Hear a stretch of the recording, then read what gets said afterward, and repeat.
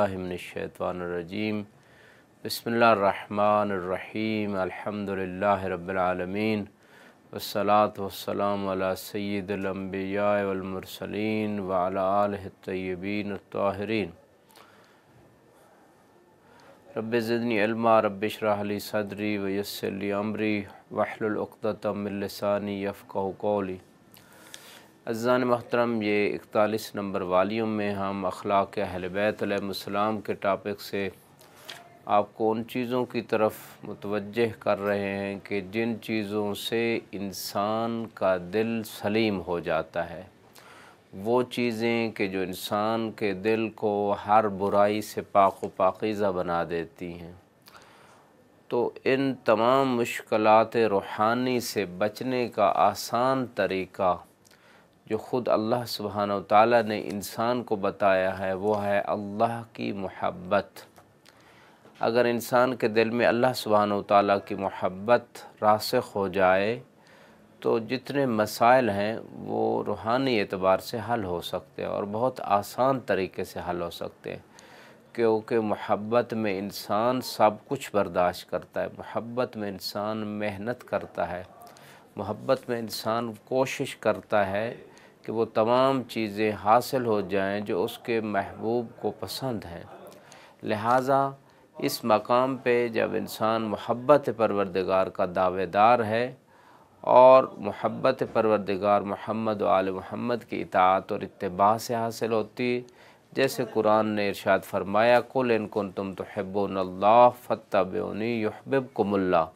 लिहाजा इस मकाम पे जो इत्तिबा रसूल में मोहब्बत परवरदिगार हासिल होगी, उसका नतीजा ये होगा कि उस मोहब्बत के कुछ आसार हैं, कुछ नताइज हैं, कुछ रिज़ल्ट्स हैं। लिहाजा उन नताइज और रिज़ल्ट्स और आसार को इंसान कैसे मालूम करे और उसे कैसे पता चले कि परवरदिगार की मोहब्बत के कुछ आसार ज़ाहिर हो रहे हैं। लिहाजा कुरान की सूरह ताहा में 124 नंबर आयत में अल्लाह सुब्हानहू व तआला ने इरशाद फरमाया वमन आरज़ा अन ज़िक्री फ़इन्न लहू मईशतन दंका, यानी जिसने मेरे ज़िक्र से एराज़ किया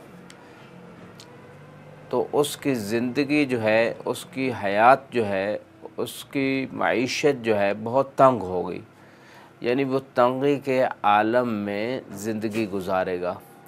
लिहाजा इस मकाम के ऊपर जब हम इस चीज़ पे निगाह करते हैं कि ज़िक्र परवरदिगार से क्या मुराद है, फिल वाक़े ज़िक्र की दो किस्में हैं, एक ज़िक्र बेमाना आम है और एक ज़िक्र बेमाना ख़ास है।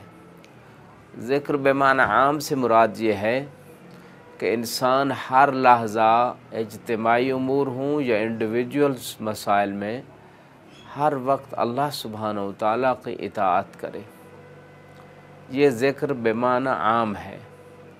और ज़िक्र बेमाना ख़ास ये है कि अल्लाह सुब्हानहू व तआला का ज़िक्र ज़बान से करता रहे।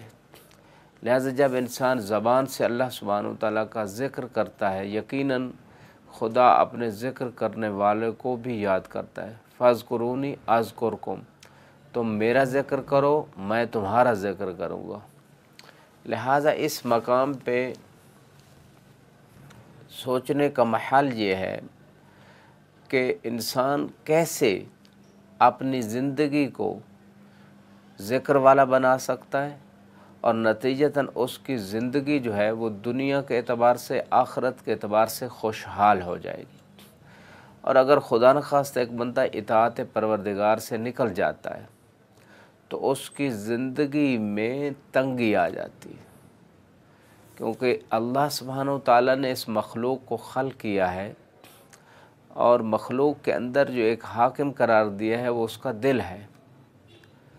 और अगर दिल जिसका कनेक्शन है, जिसका राब्ता है अपनी इल्लत से, अपने खालिक से, एक फ़ितरी राब्ता अल्लाह सुब्हानहू व तआला ने दिल और अपने दरमियान पैदा किए, उस राब्ते को जब इंसान तोड़ने की कोशिश करता है, उस राब्ते को कमज़ोर करने की कोशिश करता है, उस कनेक्शन के अंदर ख़राबियाँ पैदा करता है, तो फिर इंसान परेशान होना शुरू हो जाता है, इंसान की ज़िंदगी में टेंशनें आना शुरू हो जाती, इंसान की ज़िंदगी तंग हो जाती।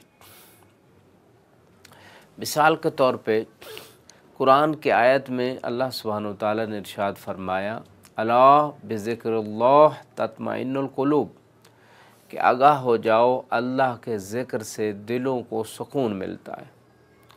अब ये जो सेटिस्फेक्शन इस दुनिया का सबसे बड़ा प्रॉब्लम हो चुका है कि दुनिया सुकून की तलाश में, इसलिए रोज़ नई से नई मेडिसन, नई से नई टेक्नोलॉजी, नई से नई इजादात जो हैं वो सामने आ रही ताकि इंसान सुकून पा सके। लेकिन सुकून मुहाल है कुदरत के कारखाने में, सबात एक तगय्युर को है ज़माने में। ये डॉक्टर इकबाल ने भी हकीकत दुनिया को समझा दी कि इस दुनिया में सुकून हासिल नहीं हो सकता, और इस बात को इमाम अलैहिस्सलाम ने इरशाद फरमाया, ला राहत फिद दुनिया, कि इस दुनिया में अल्लाह ने सुकून रखा ही नहीं है। सुकून कहाँ है? जन्नत में। हाँ, परसेंटेज के एतबार से थोड़ा बहुत निस्बतन सुकून है कि कुछ लोग बिल्कुल उनकी ज़िंदगी परेशान हाल है, कुछ लोग मुतमईन नज़र आते हैं उनकी निस्बत। अब वो मुतमईन लोग जो हैं, जो मार्फत रखते हैं, जो अमल करते हैं, वो उनकी ज़िंदगी में इत्मीनान शुरू हो जाता है, क्योंकि वो जिस मकसद के लिए इंसान खल्क़ किया गया, उस मकसद की अचीवमेंट में जब इंसान लग जाए, लअल्लकुम वमा खलक़तुल जिन्ना वल इंसा इल्ला लियअबुदून, कि अल्लाह की मार्फत भी हासिल करें और उसकी अबूदियत में ज़िंदगी गुजारें। ये मकसद जिसके लिए खल्क़ किया गया इंसान को, और इंसान का एक नेचुरली राबता और कनेक्शन पैदा किया गया इस मकसद के साथ। जब इस मकसद पे इंसान चलता है तो इंसान की ज़िंदगी में सुकून निस्बतन आना शुरू हो जाता है। जब इस मकसद से इंसान दूर भागता है तो फिर इंसान की ज़िंदगी में जो है वो परेशानियां शुरू हो जाती हैं।